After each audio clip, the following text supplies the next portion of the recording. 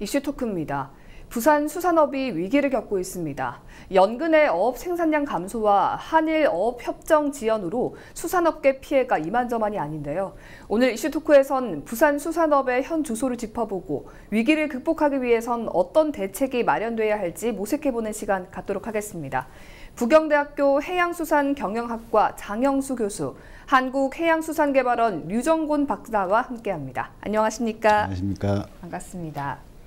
일단 부산 수산업이 위기다라는 이야기가 계속해서 나오고 있는데요. 네네. 현재 좀 상황이 어떻습니까? 지금 이제 상황을 한마디로 요약을 하면은 개점 휴업 상태다. 이렇게 네. 보시면 될 것 같습니다. 예. 이제 바다에는 자원이 없고요.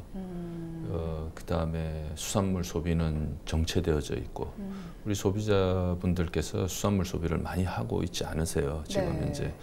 그다음에 물류라든지 연관 산업들이 많이 있지 않습니까? 예. 예, 그런 가공하시는 분들 모두가 다 지금 힘든 상황이다. 이렇게 보시면 되고요. 특히 최근에 이제 한일 관계가 악화되는 그 전부터 네. 이 바다를 둘러싸고 있는 한일 관계가 매끄럽지가 않습니다. 그래서 한일 어업 협정이라는 게 있는데 예. 양국가 간에 협정을 맺어서 상호 배들이 타 국가, 상대 국가에서 어획을 할 수 있도록 네. 이런 이제 협정을 맺어뒀는데 네. 그것도 지금 4년 동안 표류 상태에 있다 보니까 마땅히 지금 우리 어선들이 가서 어획을 할 만한 곳이 별로 없다. 그래서 정체적으로 굉장히 어려운 상황을 겪고 있다. 이래 보시면 될 것 같습니다. 예, 뭐 한일 어업 협정이 4년 넘게 지연이 되면서 네. 어민들의 피해가 좀 큰 상황이라고 하는데 네. 이게 계속해서 좀 지연되는 이유가 뭐 정치적인 이유인가요? 어떤 건가요? 기본적으로는 아까 장 교수님 말씀하신 대로 한국과 일본의 어업 협정을 통해서 상호 배타적 경제 수역에서의 상호 이벌을 네. 서로 해주기로 했고 최근 들어서 계속 이제 어선 척수하고 어획량을 감축해 왔습니다. 예. 2015년도에 이제 협상을 하고 나서 16년부터 지금 조업을 못 하고 있는 상황인데 가장 큰 원인으로 지적되고 있는 것은 갈치 연성어업입니다. 예. 제주도의 연성어업이 이제 주로 일본에 가서 조업을 많이 하시는데 그 갈치 연성의 척수가 200여 척 정도가 돼요. 실제로 한 150척 정도가 조업을 했는데 본래 한일 간에 40척으로 축소를 하자고 우리는 갈치 연성 40척을 줄이고 일본에서는 한국에 들어오는 척수를 40척 줄이기로 합의를 했는데 네. 그 이후에 일본에서 우리나라 갈치 연성이 불법을 했다 하는 미명하에 그걸 130척을 줄여라 라고 요구를 한 거예요. 그러니까 지금 우리 정부 입장에서는 좀 받아들이기 힘든 그런 요구를 했던 것이 가장 결정적인 계기였고 또 2013년 후쿠시마 원전 사고 이후에 예. 후쿠시마 주변에 8개현 수산물을 수입을 금지했지 않습니까? 예. 그리고 거기에 대해서 일본에서는 이제 대놓고 말은 안 했지만 상당히 불만을 가지고 있었고 네. 아까 장 교수님 말씀하신 대로 최근에 또 경제보복 사태 예. 이제 금년도 같은 경우는 사실은 후쿠시마 원전 WTO 패소 그리고 일본의 지금 경제보복 조치 이게 지금 맞물려서 네. 현재 협상이 좀 어려운 것 같습니다. 예. 지금 뭐 굉장히 결렬이 장기화되면서 우리 이제 어민들의 손실이 큰 상황입니다. 네네. 피해가 지금 어느 정도라고 좀 체감을 하면 될까요? 네, 이렇게 우리 시청자분들께 이해를 하시면 돼요. 우리 부산에 이제 신발 산업이 있지 않습니까? 유명한 신발 산업이 예. 그게 한 9천억에서 1조 정도인데 고등어를 잡는 이제 선망만을 이해를 들면은 선망이 최대 한 4천억까지 했어요. 네. 다시 말해서 한 신발 산업 한 절반 정도까지 이렇게 성장을 했던 산업인데 지금은 그 반토막이다 이래 보시면 됩니다. 한 2천억 원대 그 정도로 이제 내려왔다 이래 보시면은 굉장히 어느 정도 위기인가를 우리가 체감할 수 있는데요. 네. 그런 정도까지 이제 내려오면서 특히 일본의 금방 우리 유정곤 박사님께서 말씀하신 우리가 고등어를 잡는 선망어선이 일본의 EEZ 수역에 들어가서 생산을 하고 어획을 올리는 것이 전체에서 한 20% 정도 우리가 차지하고 있으니까 네. 한 800억 정도는 이제 우리가 손실을 봤다고 봐야 되겠죠. 그러니까 누계적으로 보면은 굉장히 손실이 큰 한 2천억 원 이상 넘어가겠죠, 그죠? 그래서 그런 전체적인 이제 수치적인 상황 이외에도 네. 연관되어서 나오는 그런 부과된 손실까지 합하면은 더욱더 크리라 그렇게 예상을 합니다. 예, 잘 알겠습니다. 뭐 이 때문인지 부산 이제 수산업을 대표하는 대형 선망업계 2개 선단에서 이제 감척을 단행했는데요. 2개 선단이면 좀 상황이 심각해 보입니다. 그렇죠. 보통 고등어가 이제 우리 국민 생선 중에 가장 수량도 많고 예. 인기도 많은데 그 고등어의 대부분 어획하는 업법이 이제 대형 선망업입니다.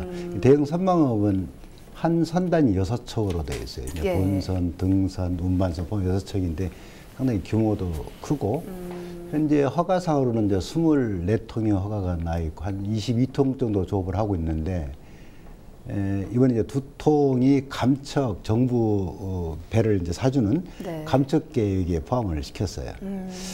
그게 보통 한 선당 한 120억 정도를 이야기했는데 이게 경기가 자꾸 이제 경영이 악화되다 보니까 지금 100억 미만대에서 협상을 받아들인 겁니다. 네. 이제 그만큼 이제 위기가 왔다는 걸 증명하는 건데 그러면 이게 대형 선망이 이게 2척이 이제 감척을 하겠다고 의향을 밝힌 그 이유가 뭐냐 하는 거죠. 네. 그러면 이제 제일 첫 번째로 들 수 있는 것이 국내의 고등어 수산 자원이 감소 추세가 지속되고 있다는 거. TAC라는 걸 통해서 관리를 하고 있지만 전반적으로 이제 품질도 좀 떨어지고 양도 좀 불확실하고 거기다 대고 지금 현재 우리 국민들이 고등어 하면 이제 노르웨이산을 이야기할 정도로 이 노르웨이산 수입산이 많아졌습니다. 예. 그러니까 대체제가 돌아와 버렸다는 거죠. 그리고 이제 세 번째는 아까 이제 우리가 서두에서 말씀드렸던 것처럼 한일어 협상이 진행에 따라서 일본 수역에서 어획을 못하는 부분이 또 하나 추가가 됐죠. 네. 이 세 가지 이유로 인해서 경영이 약화가 되다 보니까 결국은 이제 도산을 우려하게 되는 거죠. 예. 그리고 도산하기 직전에 정부의 정책에 의해서 감척을 할 수밖에 없는 상황이 됐다. 수치적으로 보면 이제 2017년도 우리 근해업 경영 상황을 보니까 대형 선망이 마이너스 15% 정도. 네. 다른 업종도 평균이 28% 플러스인데 불구하고 대형 선망이 15% 마이너스를 기록하고 있다는 것은 그만큼 경영이 악화됐다는 걸 대변하고 있습니다. 예. 이 사실 이 선망업계 침체가 뭐 관련 수산업뿐만 아니라 또 관련된 다양한 산업들이 있지 않습니까? 그렇습니다. 그런 부분들까지 이제 침체되고 또 영향을 미치기 때문에 문제가 될 것 같은데 관련돼서 어떤 산업들이 좀 타격을 받게 되나요? 그렇죠. 우리가 선망이라 하면은 뭐 최대 대상 어종이 이제 고등어인데요. 네. 90% 이상 이제 고등어를 잡는 건데 우리나라의 최대 고등어 시장이 이제 부산 공동어 시장이라고 서구에 있지 않습니까? 예. 예전 이제 충무동이라는 곳인데 그 부산 공동어 시장을 중심으로 이제 많은 업들이 연계되어져 있습니다. 예를 들면은 어선이 출하하기 위해서는 필요한 어구도 있을 것이고 어선도 수리해야 될 것이고 네. 또 선원들이 이제 식사를 해야 되는 그런 이제 식사 준비도 해야 되고 선용품도 해야 되고 예. 또 배가 이렇게 출하하고 잡은 수산물을 가져오기 위해서는 얼음도 만들어야 되고 잡은 이제 어획된 수산물을 선별하고 나누는 그런 이제 노조라는 이제 분들이 계시는데 우리 네. 일선의 어머님들이죠. 예. 어머님들을 해서 한 1000분이 거기서 활동을 하고 계시고 네.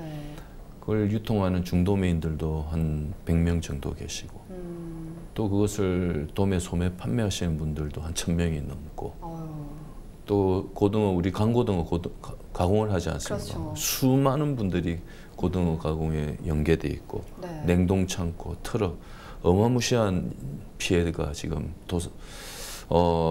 파업이 굉장히 크게 나타나고 있다 이렇게 보시면 될 것 같습니다. 네. 사실 이제 이 한일 어업협정 결렬이 좀 장기화되고 있는데 뭐 일본의 어장 의존도를 좀 낮추고 또 뭐 대체 어장을 개발해야 되지 않냐 이런 이야기도 나오고 있는데요. 이게 좀 뭐 대안이 될 수 있을까요? 좀 기본적으로 말씀드리면 각국이 이제 이의지를 선포한 상태이기 때문에 공해가 거의 없죠. 그러면 이제 상대국의 협력을 통해서 들어갈 수밖에 없는 상황인데 현재 아무튼 정부에서는 이제 한일어 협상이 또 장기화되는 거를 대비하기 위해서 대체어장 개발 쪽에 최근에 우리 문성혁 장관님께서 아주 관심을 많이 가지고 계신 것 같습니다. 네. 그 첫 번째로 떠오르는 대상 어장이 일단 대만 쪽의 일부 그리고 북태평양의 오징어 어장을 좀 더 이용할 수 있도록 하는 방안을 지금 검토 중에 있는 것 같습니다. 예. 기본적으로 이렇게 어려운 상황에서 그게 쉽지 않다는 것은 알 수가 있는데 다만 각국이 이용하는 자원이 나라마다 좀 선호가 다릅니다. 네. 그래서 그런 부분을 감안해서 우리나라는 선호하고 그 나라가 선호하지 않는 자원에 대해서 어장을 개발한다면 네. 그게 불가능하지 않다고 보고 네. 그런 대체 어장이 개발되면 아무래도 그런 위기 상황을 좀 더 극복하는 데 도움이 될 거라고 생각이 됩니다. 예. 그럼 제가 개인적으로 좀 궁금해지는 게 이제 우리 부산을 포함해서 우리나라는 이제 삼면을 바다로 둘러싸여 있다 보니까 서해나 뭐 남해 그리고 이제 강원도를 둘러싼 동해안 지역도 비슷한 상황인가요? 어떻습니까? 지금 뭐 거의 다 비슷하다 이래 보시면 돼요. 지금 이제 그런 상황이고 이제 바다는 좁고 어선은 많다. 네. 지금 상황을 그리고 대상되는 수산 자원은 더욱더 없다. 네. 그러다 보니까 말씀하신 이제 감측 문제가 나오는 거고 또 그런 어떤 감측 문제들과 함께 우리 수산 쪽에 가장 심각하게 나오는 게 앞으로 그래도 미래의 먹거리 산업이지 않습니까? 그렇죠. 식량 산업인데 예. 이 식량 산업을 이끌어 가실 우리가 통상 어업인이라고 하시는 분들이 굉장히 이제 고령화가 돼 있다 보니까 네. 미래의 수산업은 누가 이제 그러면은 짊어지고 갈 것인가? 예. 지금 어업 인구의 절반 정도가 60세 이상의 이제 어르신들이 그렇죠. 예, 이끌고 있다 이렇게 하는데 굉장히 힘든 상황이죠. 근데 이제 젊은 분들이 유입은 굉장히 어렵고 네. 뭐 그런 속에서 또 활용하고 있는 어선들도 굉장히 이제 노후화됐다 그런 선박의 이제 노후화 이런 문제들이 있는데.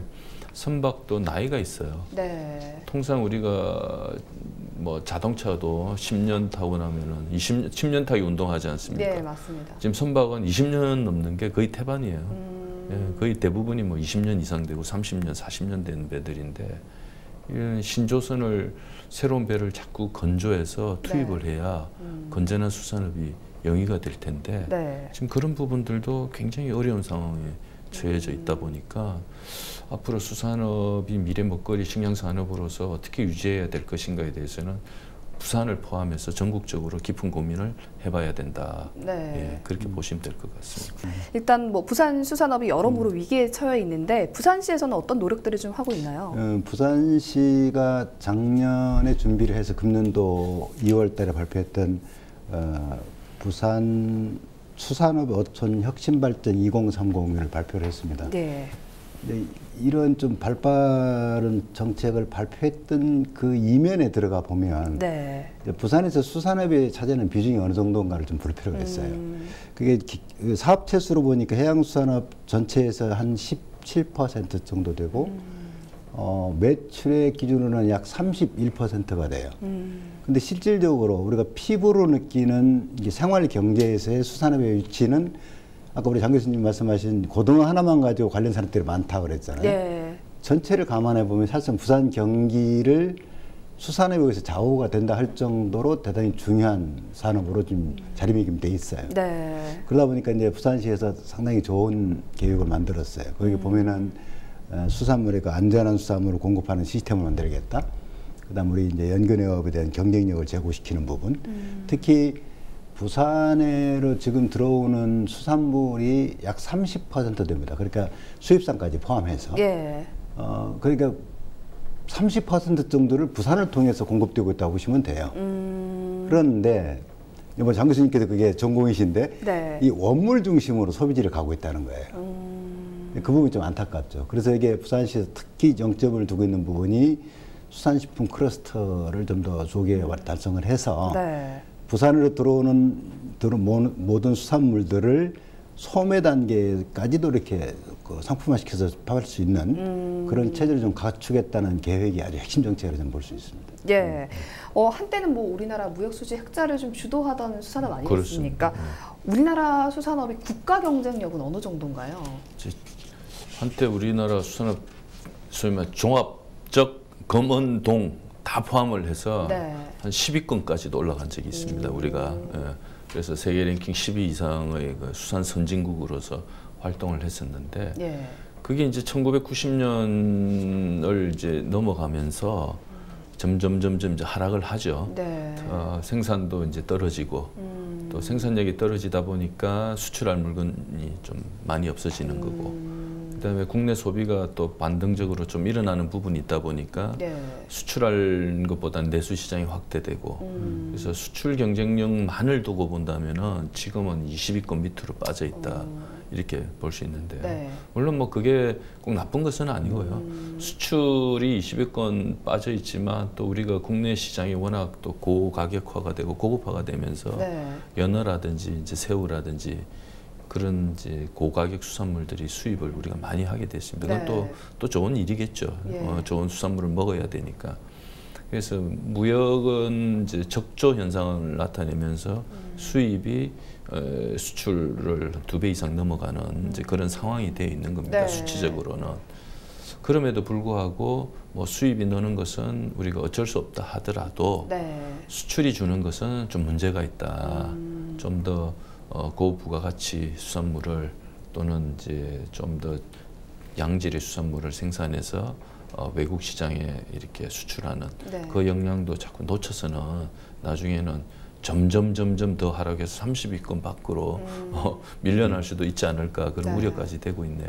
네, 좀 안타깝습니다. 그렇습니다. 마지막으로 이런 위기 상황을 좀 타개할 대책으로는 어떤 것들이 있을까요? 지속 가능한 수산업으로 우리가 발전하기 위해서는 자원 관리를 해야 된다. 자원 관리 한다는 말은 뭐냐면 또 규제가 또 따라올 수밖에 없는 상황이라는 거죠. 네. 자원 관리를 위해서는 이제 정부가 지난번에 2030을 수산액시 2030을 발표를 했는데 거기에 가장 첫 번째 정부 정책에 TAC 기반 자원관리 영업으로 전환하겠다 하는 게 네. 이제 가장 큰 화두였습니다. 당연히 그렇게 가야 된다고 저는 보고 있고, 예. 다만 이제 그러면 이제 잔존하신 어업인들이 경쟁력을 어떻게 가져야 될 거냐는 문제가 나옵니다. 그래서 저는 이제 TAC를 좀 엄격하게 시행을 하다 보면 어선 척수가 남아 돌아갈 수가 있어요. 그래서 TAC 물량을 설정하고 남는 그 부족, 그러니까 나머지 부분들은 좀 감척을 좀 해서 배를 좀 빼내고, 네. 그다음에 나머지 그 잔존해 계신 분들이 이제 문제인데, 그분들이 이제 결국 이익을 높이는 방법은 2가지밖에 없어요. 하나는 이제 비용을 줄이는 방법. 네. 그다음에 자기들이 어획한 수산물의 가치를 높이는 방법 2가지밖에 없다는 거죠. 아까 말씀하신 어시장에 가봐도 건어물이 국산이 거의 없는 이유가 있는 거예요. 왜냐하면 우리나라 수산물이 수입이 거의 200만 톤 됩니다. 네. 이미 우리는 초과 수요 국가예요. 그러니까 국산의 경우에는 없어서 못 판다고 하셔도 됩니다. 예, 그 정도로 우리 국민들이 소비를 많이 하고 계시는 거죠. 예. 그런데 그 소비 구조를 보면 이 원물이 그대로 올라가서 선어 상태로 가서 유통이 되고 있어요. 뭐 안전, 식품 안전의 문제도 그렇고 그 유통 비용도 그렇고 여러 가지로 그 손실이 많아요. 어민들은 조금 받고 소비자는 비싸게 사야 되는 그런 구조를 가지고 있다는 거죠. 그래서 이제 부산시가 특별히 그런 일을 해야 될 거라 생각이 드는데 어민들이 잡은 그 수산물의 가치를 높일 수 있는 그런 단계들을 좀 마련할 필요가 있다는 생각이 들고, 네. 사실 이제 소비 그 노동 집약적인 형태로 지금 조업하는 시스템도 문제입니다. 그러니까 장 교수님 말씀하신 대로 아무나 쉽게 들어와서 어업할 수 없다 그러잖아요. 예. 그러게 어업하려고 그러면 뭐 10년, 20년 경험을 쌓으라 그러는데 그게 쉽지 않잖아요. 맞습니다. 그래서 그거는 정부가 좀 R&D를 직접적으로 투자를 해서 그 기계화 자동화를 시켜서 좀 더 새로 들어오시는 분들도 어업을 할 수 있는 그런 구조로 좀 변형하는 것도 그런 중요한 정책이라고 생각이 듭니다. 네, 뭐 규제와 다양한 대안들에 대해서 말씀을 해주셨는데 교수님께서는 어떻게 보십니까? 우선 우리 주변에 이제 한중일 네.